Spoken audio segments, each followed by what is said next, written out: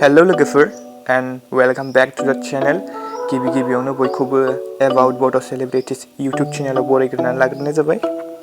So लोगोफोर नोंथांमोननि गेजेराव फैलायबाय आं दायै गोदान मोनसे upcoming Bodo music video नि सायाव भिडिअ लानानै आसा खालाम नोंथांमोना भिडिअखौ मोजां मोनगोन। So लोगोफोर हाबिला मुंनि गोदान मोनसे मिउजिक भिडिअ फैगासिनो जेराव जों फाव खालामनाय नुनो मोनगोन बर'नि जाखांफुनाय एक्टर बिबेक गयारी बिथांखौ।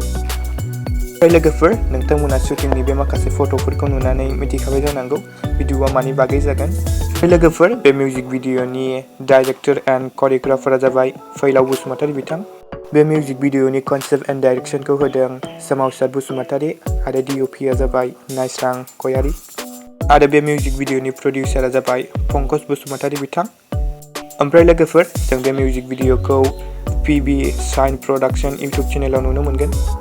So नोंथांमोना नायनो थाखाय बेसेबां एक्साइटेड कमेन्टआव खोन्थाहरबानो जाबाय।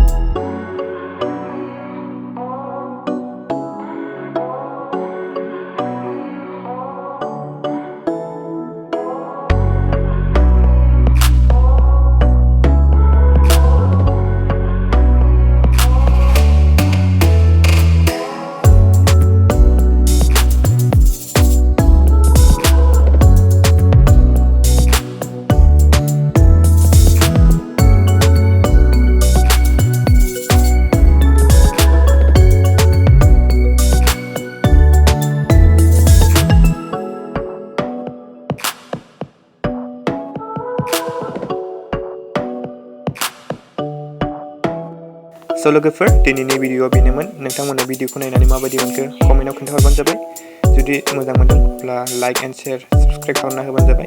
गोजोन्थों। Thanks for वाचिं।